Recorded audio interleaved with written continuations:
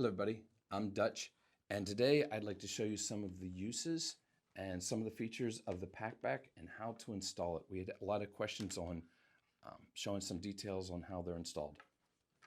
First thing you'll see on here is we have a huge pleat in here. That way it gives you nice billowing. You can fit a lot of stuff in here. This pleat will open up. You can put tarps in there. I've put chairs in this thing already.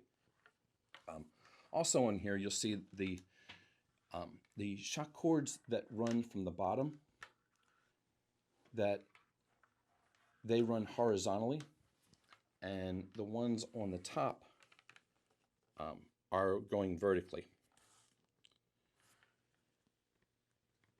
There is a really strong cord lock on these. We had to really look around to find one that we really felt would hold this, and it wouldn't slip as it got more gear into it, because you might be carrying water back on this thing.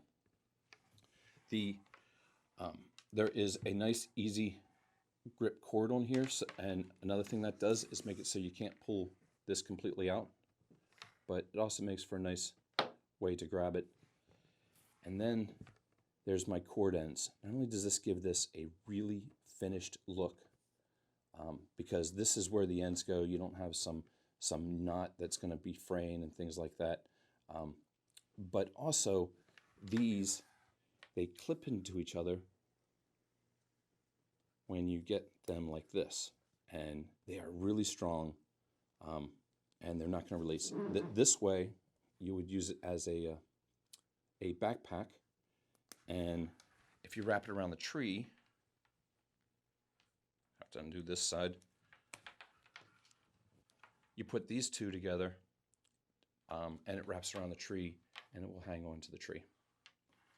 So when you want to connect it to the backpack, and this is the biggest reason for it, what you're essentially doing is you're finding an anchor point on the backpack, and I'll go over that in a minute, and then you're wrapping around that, and then you're sticking the shock cord, and you'll find they click very hard in there. They're not going to come undone,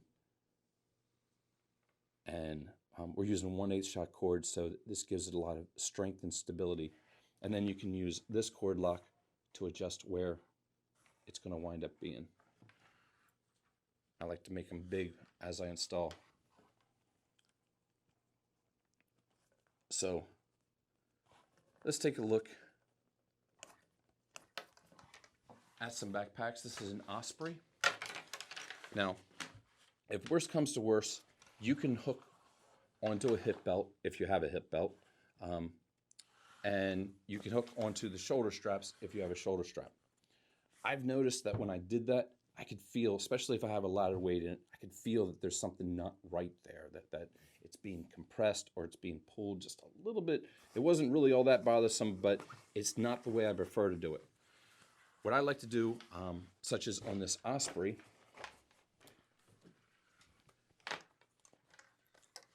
is I like to connect to right behind the load lifters. So you get on the load lifter, connect these shock cord. I like to do one at a time through there. They're pretty tough through there, but once you cinch it down there, it's now totally anchored on there. It's not going to come undone, and you adjust here.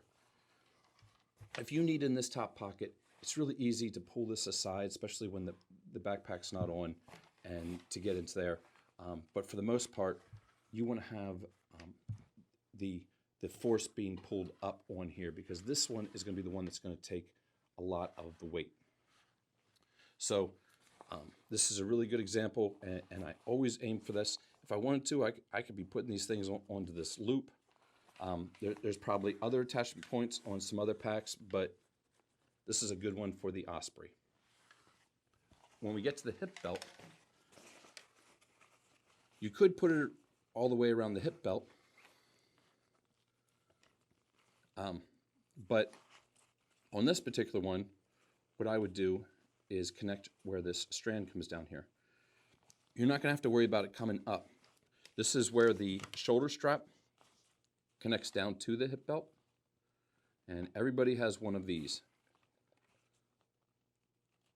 So even packs that don't have hip belts, you can still install this.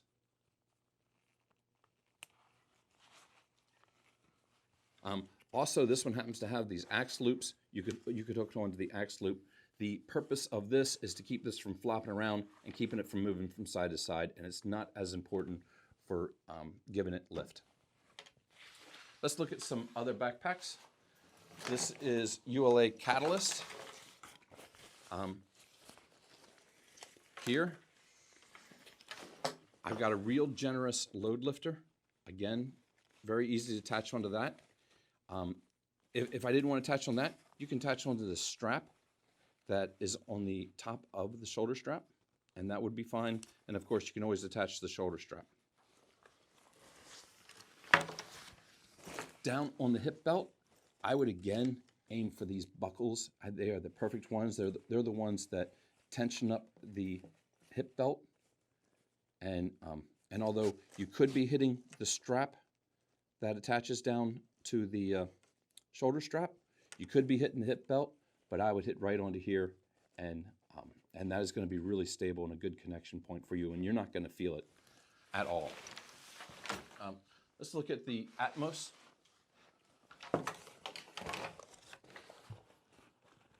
Again, I'm going to have a good connection point with the load lifter, getting right behind it. It's also a good, they always make these good and strong.